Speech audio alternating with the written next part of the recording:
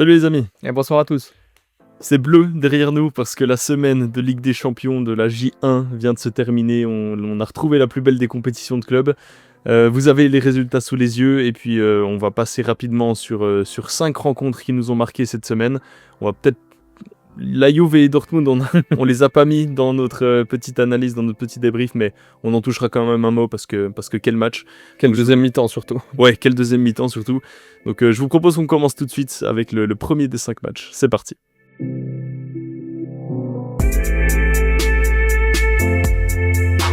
On commence du côté de St James Park avec le déplacement du FC Barcelone en Angleterre. Un match qui est parti sur les chapeaux de roue, ça a été très très vite d'un but à l'autre, avec notamment Newcastle qui peut nourrir quelques regrets sur ce match.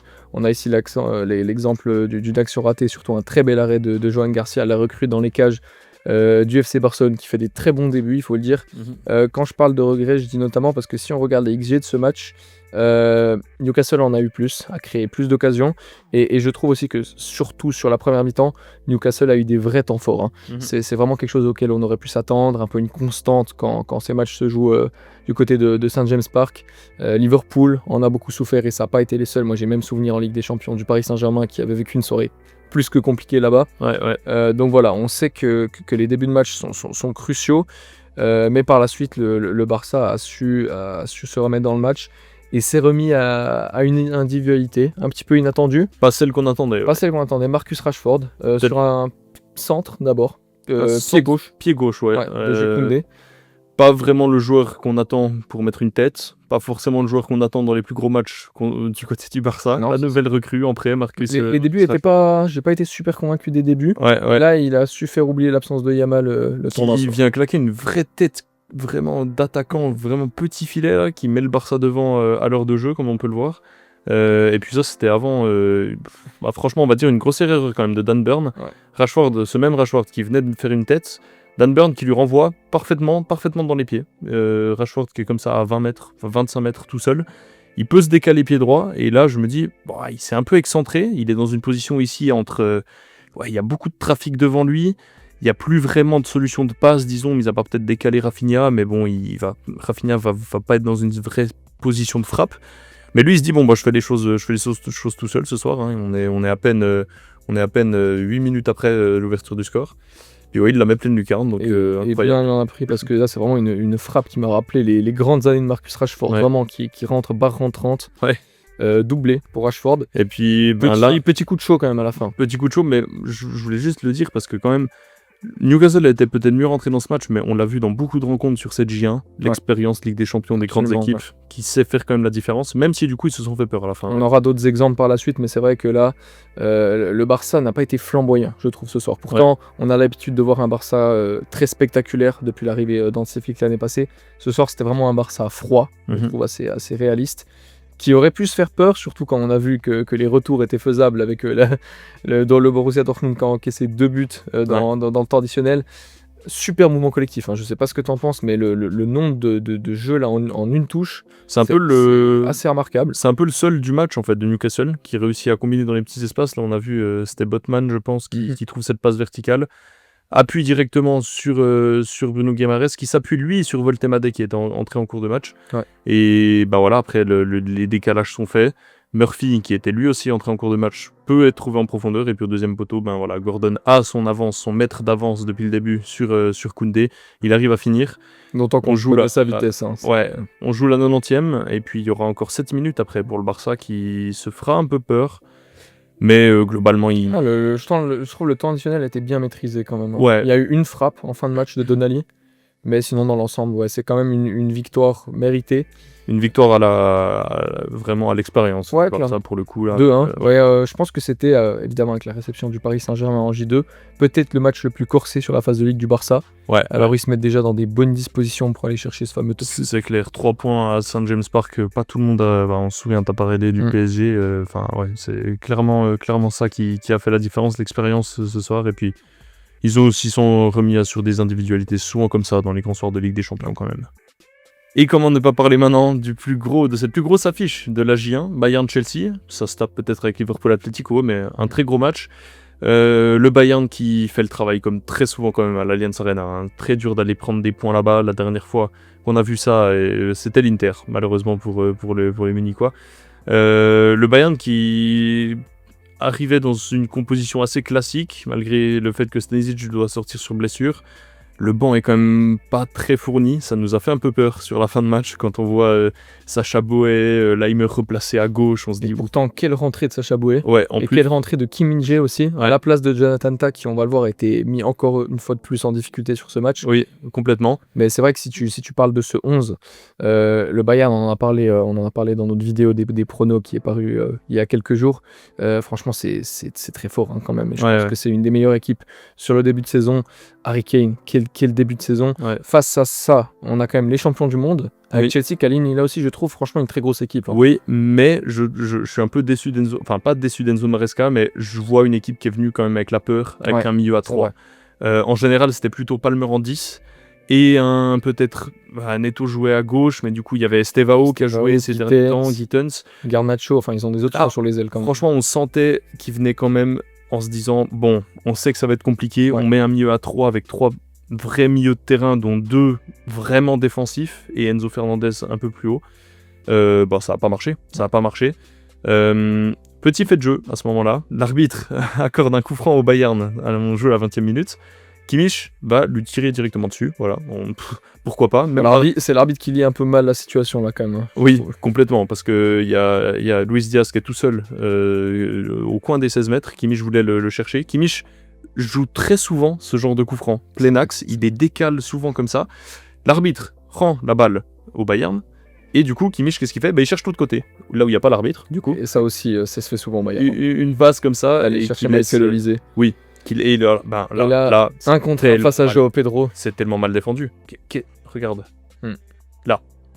Kukureya, tout le monde est dans la surface. Tu laisses ton attaquant de pointe face à un des meilleurs dribbleurs, un des joueurs dans la percussion qui est le plus fort en ce moment. Forcément que Michael Olise va te mélanger.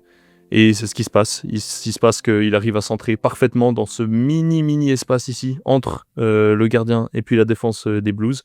Ça contraint Chalobah à commettre l'irréparable contre son camp. Et puis ça c'était juste 5 minutes avant que le pressing, encore une fois, on en parle souvent de ce pressing des grandes équipes en Europe, paye. Laimer qui retrouve Olise. Et puis si on a vu avant ses qualités de percussion, j'aimerais que tu nous fasses quand même un petit commentaire sur cette passe. Qui, franchement, peut trouver une passe comme ça ? Qui a vu que Kane est tout seul ? En plus, et regarde, mais la position dans son le corps.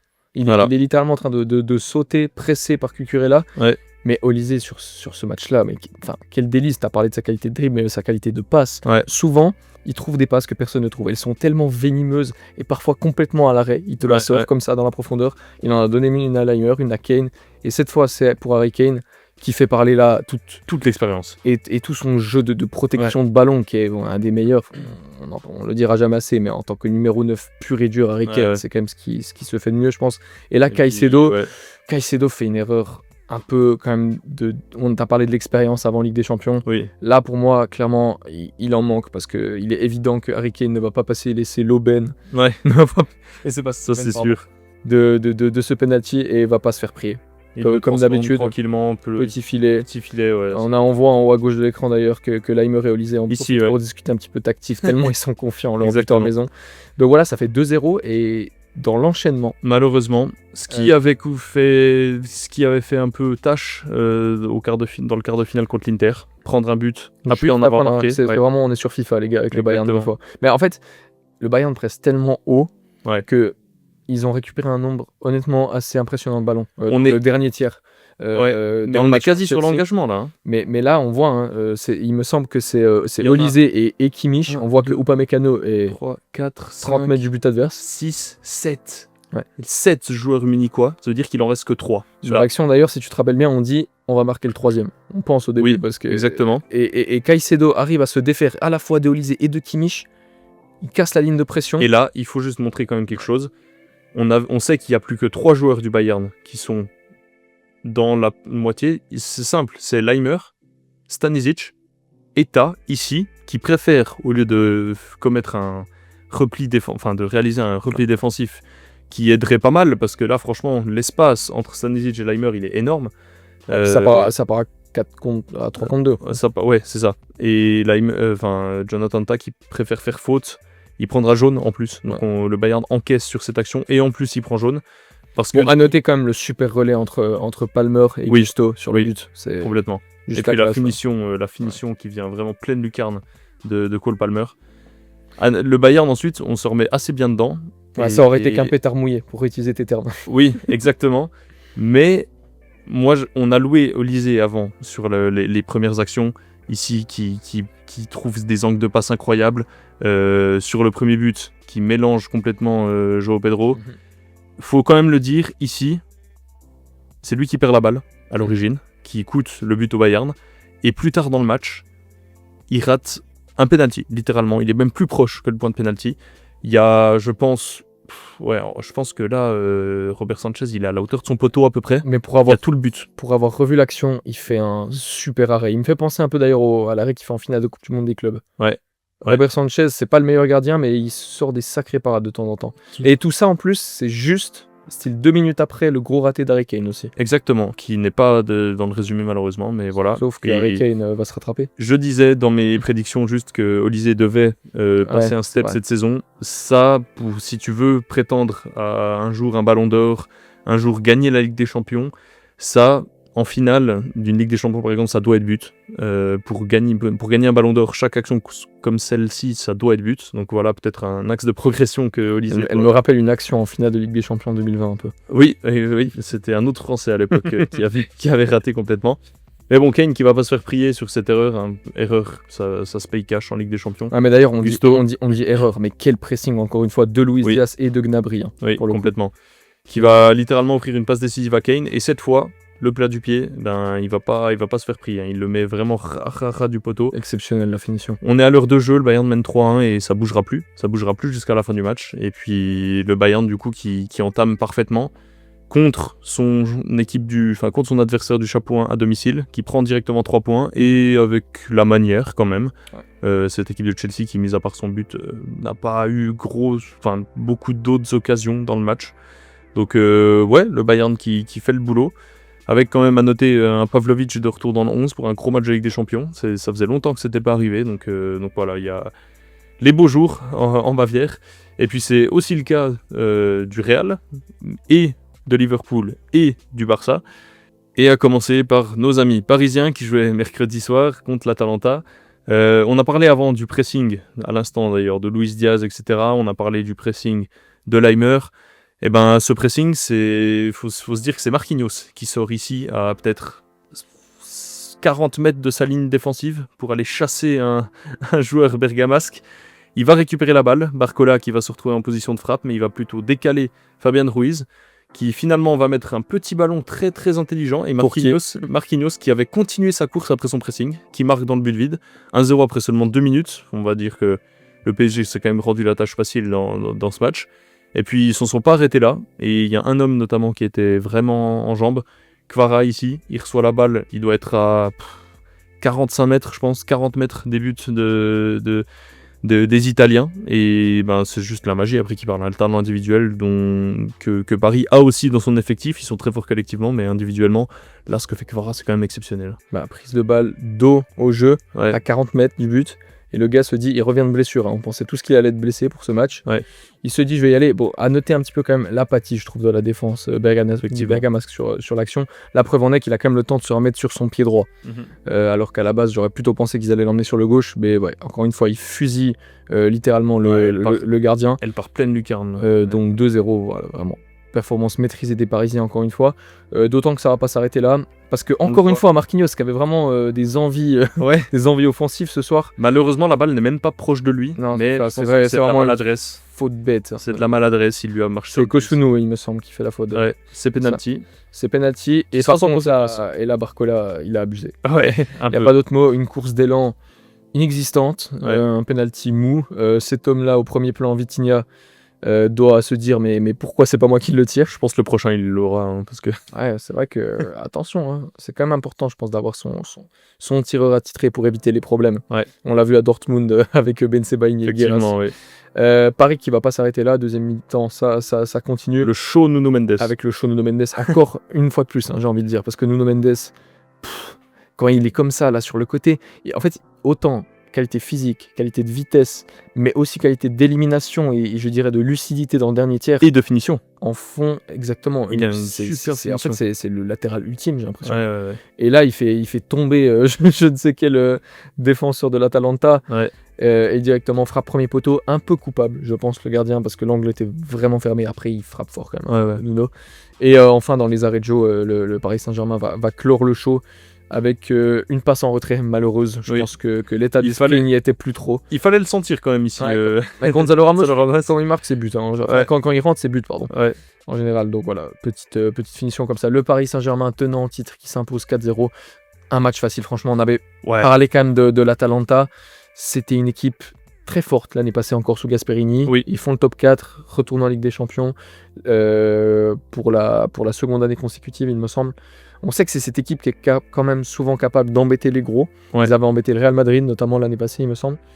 Mais voilà, cette fois, ils avaient juste pas les armes, quoi. 3,48 XG à 0,55, la 67. possession, le nombre de tirs. Et pourtant, Paris avait des blessés.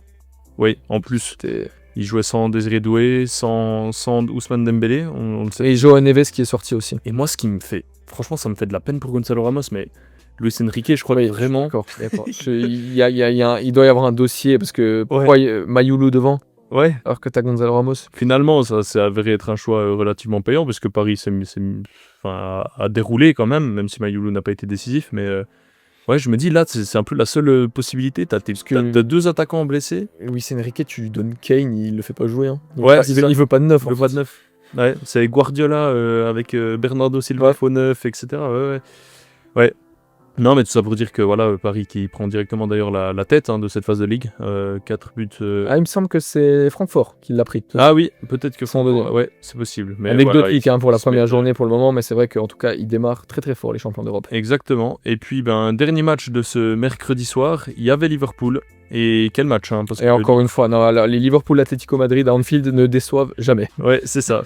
Et puis surtout Liverpool qui depuis le début de saison le money time, C'est vraiment le United de Ferguson. c'est ça, exactement. Le Leverkusen d'Alonso, c'est incroyable. Et pourtant, Ouais, ça va il être- s'était mis le match assez facilement dès le départ.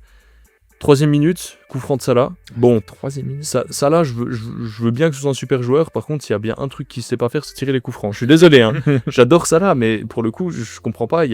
T'as Soboslai dans ton équipe. Même Robertson a une bonne frappe hors de surface, qui était titulaire d'ailleurs à la place de Kerkez dans ce match. Et puis ce même Robertson, du coup, tout malheureux mais tout heureux, du coup, la balle lui rebondit dessus. Elle rebondit aussi sur Pablo Barrios. Ça a compté un but pour Robertson. Ça a compté du coup une passe D pour Salah. C'est ça. Pourquoi pas. Et puis 2 minutes après, Là, par contre, il n'y a rien à dire. il n'y a rien à dire. Salah, cette fois, qui rentre sur son gauche, là où il est probablement le meilleur pour le faire, avec Lamine Yamal en ce moment. Et Gravenberch qui va utiliser contrôle, passe, il la remet dans la profondeur. Et moi, ce que j'aime bien là dans cette action, c'est que je me dis comment est-ce que Gravenberch peut voir une passe ici pour Salah, alors que Salah, il est genre 2 mètres derrière lui, tu vois.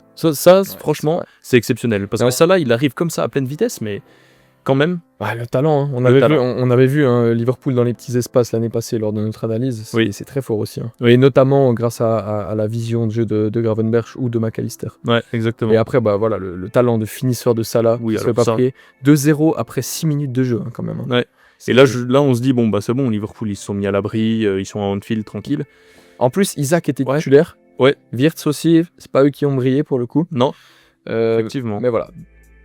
Le match n'était pas plié. N'était pas plié. Ton sosie officiel en a décidé autrement. Voilà, on peut dire ça si on veut. sur une tête. Au pire moment, d'ailleurs, 1 minute 30 avant la mi-temps. Ouais, un pointu, vraiment. Marco Llorente, chaque fois qu'il vient en Anfield, c'est déjà lui, ouais, c'est il ça. avait marqué, c'est ça exactement. Vraiment un pointu là entre les jambes de Konaté.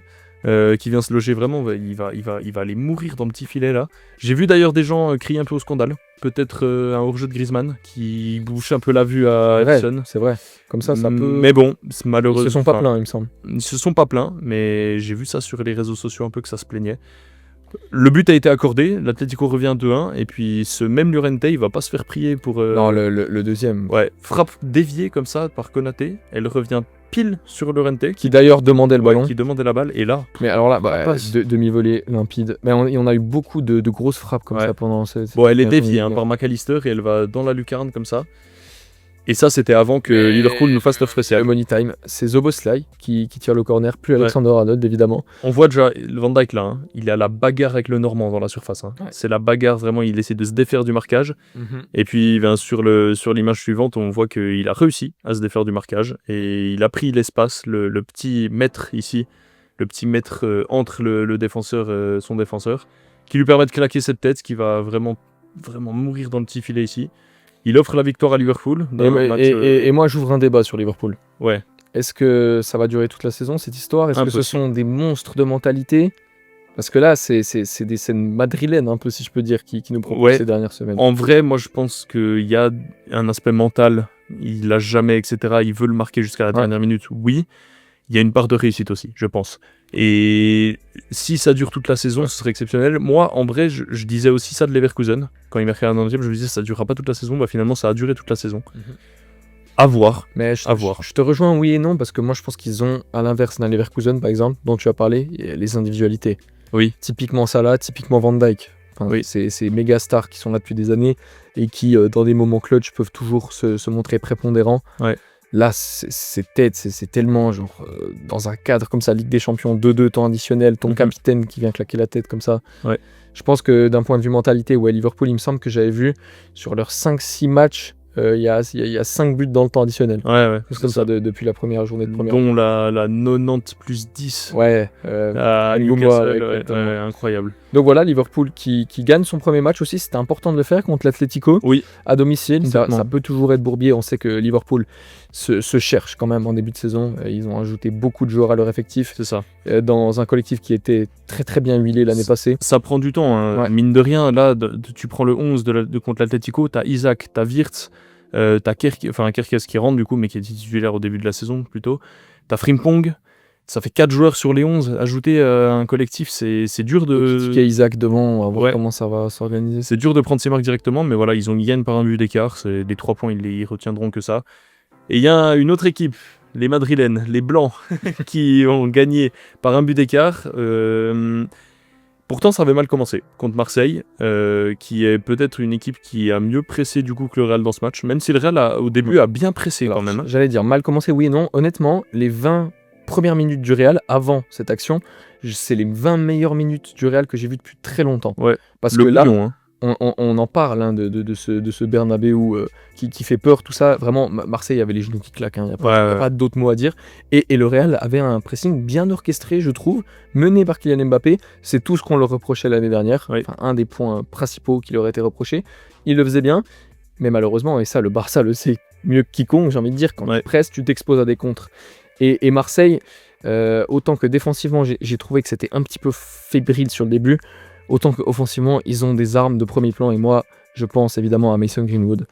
Quel talent, ce joueur, quand même. Il vient provoquer. Alors, à la base, c'est une espèce de mésentente entre Husson et Güler. Ouais, c'est surtout Güler qui rate son contrôle. Ouais, c'est ça. Il fait un contrôle vers l'arrière. Ouais, mais c'est Husson qui le met un peu dans la sauce, quand même. Chouameni qui lui dit ouais, rejoue derrière. Je pense qu'il doit y avoir Militao ou je ne sais qui là-bas derrière. Il voit pas en fait Greenwood arriver dans son dos, qui déclenche un pressing très soudain, pas forcément attendu, je pense, par Arda Güler.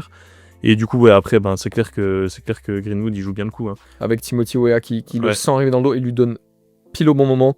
Et Weah, la finition, il fusille Thibaut Courtois. Ouais, elle est parfaite. La finition est parfaite. Il la met premier poteau, coup du pied. Et Courtois, il est trop proche de Timothy Weah pour avoir le temps de réagir finalement. Donc Marseille a la surprise générale après 20 minutes. À ce moment-là, on se dit peut-être un petit peu hold-up. Ouais. Jusqu'à cette action, franchement, dommageable de Kondogbia qui vient un petit peu anéantir le bon début de match marseillais. Il y a faute. On a revisionné plusieurs fois l'action. J'étais pas sûr au début parce qu'il me semblait que Rodrigo tombait vite, mais en fait, il y a un double contact. Sur ce penalty, je pense qu'il n'y a rien à dire. Kondogbia joue vraiment pas bien le coup. Et Rodrigo est un ailier qui est quand même assez insaisissable. Mbappé, le tireur de penalty maison qui marque sans trembler. Rouli, pourtant, plonge du bon côté. Mais ça fait un partout. Et à partir de là, moi, je pensais que Madrid allait passer l'épaule et pourtant, ça a vraiment pas été le cas. Ça a un peu stagné. Tout le long du match, plus équilibré, jusqu'à un fait de jeu. Ils ont failli se mettre dans la merde, tout seul. Dani Carvajal, alors là, franchement, il a remplacé Alexander-Arnold, Dani Carvajal partait sur le banc. Malheureusement, il s'est blessé, Trent. Carval qui rentre, un des joueurs les plus expérimentés de cette compétition, Ouais. qui va péter les plombs et qui va asséner un coup de tête, certes pas très violent, mais ce genre de geste dans le foot, normalement, on sait que c'est rouge direct. Oui. Voilà, carton rouge sur Geronimo Rulli, et là, il reste, il me semble, une petite quinzaine de minutes à ce moment-là, 15-20 C'est minutes. ça. Et cet homme derrière ici Ouais. va commettre. Ah, mais surtout à ce moment-là, ce que j'ai envie de dire, c'est je pense, Marseille doit se dire, ok, c'est maintenant ou jamais. Ouais. Un partout. Et ce qui va amener à l'action qu'on va voir aussi pour moi, c'est clairement que Marseille s'est dit, ok, on fait un partout au Bernabeu, on garde ce score. Ouais, ils J'ai ont pas vu la furia vraiment, C'est ça. et ils vont le regretter. Parce que le Real Cette va tenter crânement sa chance, et sur cette action qui a fait beaucoup polémique. Qui a fait parler énormément. Il y a plusieurs choses à dire. La première, c'est que c'est pas un vol que le penalty soit accordé, parce que la main d'appui du tacle, c'est celle-ci. Ouais, c'est pas l'autre. Ouais. Celle-là peut être considérée comme une position non naturelle. Ça peut se défendre. Ouais. On est entièrement dans la zone grise des lois qui sont posées à l'écrit, en tout cas, sur le site de l'IFAB.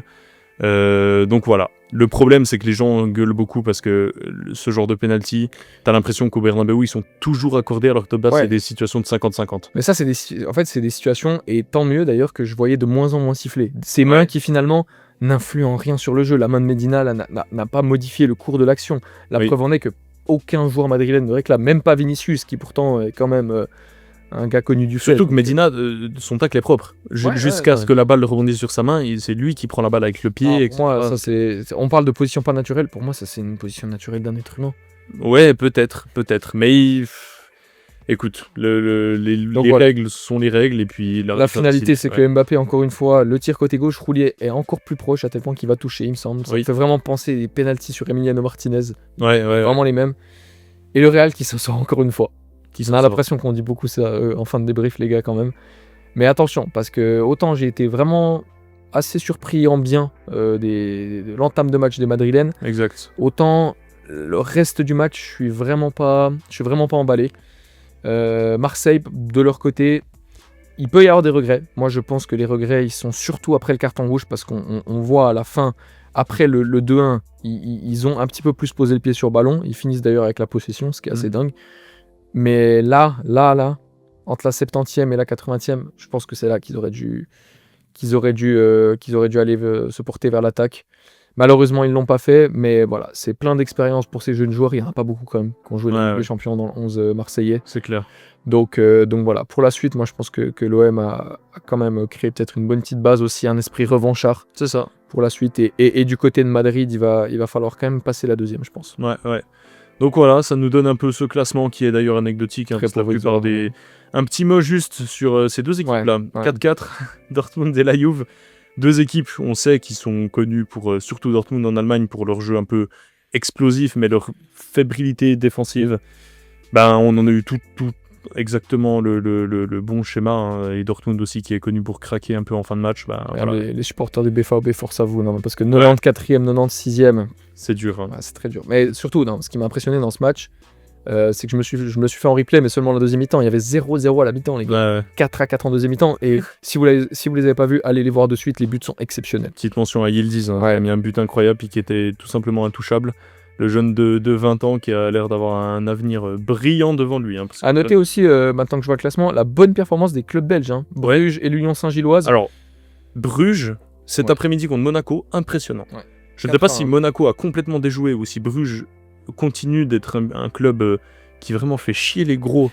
Comme l'année passée, on se souvient, ils avaient explosé l'Atalanta chez eux en barrage, il me semble. Ouais, c'est ça, exactement. Et d'ailleurs, match suivant, Atalanta-Bruges. Prochain match de phase de ligue. Donc, esprit de revanche, pourquoi pas. Mais le Bruges, j'ai été très très impressionné. Et l'Union Saint-Gilloise qui a été gagnée 3-1 au PSV Eindhoven. C'était pas non plus spécialement attendu. Ouais. Donc voilà, petite mention à nos amis belges. Exact. Mais voilà, ça sera tout pour nous, je pense. Ce sera tout pour nous. Première semaine bouclée de Ligue des Champions. Première journée sur ces 8. Et puis, on a déjà vu du spectacle, on a déjà vu des beaux buts. C'est tout ce que la Ligue des Champions nous réserve. La prochaine journée est dans 2 semaines, donc on sortira une petite vidéo autre d'ici là, avant d'avoir un autre débrief ou un autre peut-être vidéo prono de cette deuxième journée. On verra bien. Avec un gros choc, le Barça PSG. Peut-être une analyse en amont de ce match. On verra ce qu'on fait, mais de toute façon il y aura du contenu sur la Ligue des Champions. En attendant, si vous voulez du contenu un peu autre et exclusif, n'hésitez pas à aller vous abonner sur TikTok et sur Instagram. Et puis abonnez-vous et lâchez un petit pouce bleu si vous aimez ce genre d'analyse à chaud. On sait qu'on aime bien, nous, supporters du Bayern, quand les gens débriefent des matchs de notre club, etc. Donc là, on a fait 5 matchs, 10 clubs. On vous laisse sur ceci et puis on vous souhaite un bon week-end à tous. Allez, ciao ciao. Ciao, ciao, bisous les gars.